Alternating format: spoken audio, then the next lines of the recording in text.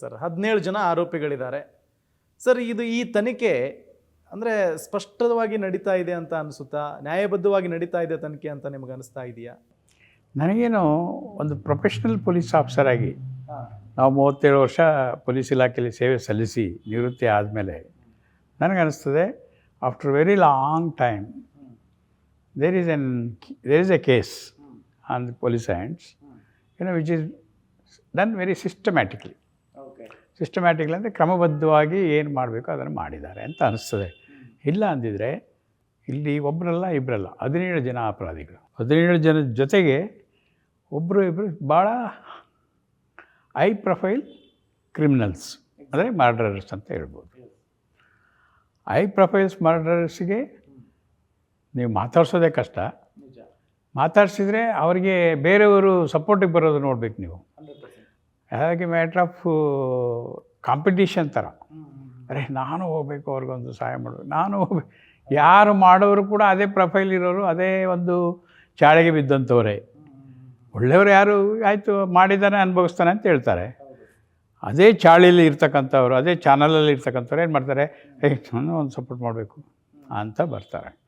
ಬಂದದನ್ನು ನಾವು ನೋಡಿದ್ದೀವಿ. ಈಗ ಅದನ್ನು God's grace man proposes God disposes ಅಂತಾರಲ್ಲ, ಹಾಗೆ ಇಲ್ಲಿ ಮುಖ್ಯಮಂತ್ರಿಗಳಾದಿಯಾಗಿ ಹೋಮ್ ಮಿನಿಸ್ಟರ್ ಆದಿಯಾಗಿ ಭಾಳ ಫರ್ಮ್ ಡಿಸಿಷನ್ ತೊಗೊಂಡಿದ್ದಾರೆ ಅಂತ ಅನಿಸ್ತದೆ ಮೇಲ್ನೋಟಕ್ಕೆ.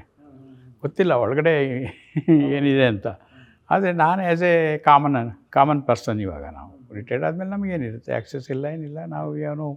ನಾವು ಎಲ್ಲರಂತೆ ನಾವು ಮಾಧ್ಯಮಗಳಲ್ಲಿ ನ್ಯೂಸ್ ಪೇಪರಲ್ಲಿ ನೋಡಿ ತಿಳ್ಕೊಳ್ಳುವಂಥದ್ದು. ಇಲ್ಲ ಯಾರಾದರೂ ಇದ್ದರೆ ಅವರು ಒಬ್ಬರು ಇಬ್ಬರು ಕೇಳಿದಾಗ ಇಲ್ಲ ಇದು ಈ ಥರ ಆಗಿದೆ, ಹಾಗೆ ಆಗಿದೆ ಅಂತ ಹೇಳ್ತಾರೆ. ಅದು ಹೇಳೋಕ್ಕೆ ನಾವು ಕೇಳೋಕ್ಕೂ ಹೋಗೋದಿಲ್ಲ. ಯಾಕೆ ಅಂತ ಹೇಳಿದ್ರೆ ನಾವು ಒಬ್ಬರನ್ನ ಪ್ರಿಜುಡೈಸ್ ಮಾಡ್ದಂಗೆ ಆಗ್ತದೆ. ಅವ್ರದ್ದು you should give them time, open mind ಇಟ್ಕೊಂಡು ಇನ್ವೆಸ್ಟಿಗೇಷನ್ ಮಾಡಬೇಕು. ಯಾರ ಮೇಲೇನು ದ್ವೇಷ ಇರಬಾರ್ದು, ಪ್ರೀತಿನೂ ಇರಬಾರ್ದು. ಆ ರೀತಿ ಓಪನ್ ಮೈಂಡಲ್ಲಿ ಕೆಲಸ ಮಾಡುವಾಗ ಅವರಿಗೆ ಒಳ್ಳೆಯ ವಿಷಯಗಳೇ ಹೊಳೀತವೆ, ಒಳ್ಳೆಯ ಕೆಲಸನೇ ಮಾಡ್ತಾರೆ. ಅದು ಮಾಡಬೇಕಾದ್ರೆ ಪ್ರೊಫೆಷ್ನಲಿ ಅವರು ಎಫಿಷಿಯೆಂಟ್ ಆಗಿರಬೇಕು. This is called professional excellence ಅಂತ ನಾವು ಹೇಳೋದು. ಆ ಪ್ರೊಫೆಷ್ನಲಿಸಮಲ್ಲಿ ತೊಡಕೊಂಡಾಗ ಅವ್ರಿಗೆ ಯಾವುದು ಕಾಣಿಸಲ್ಲ.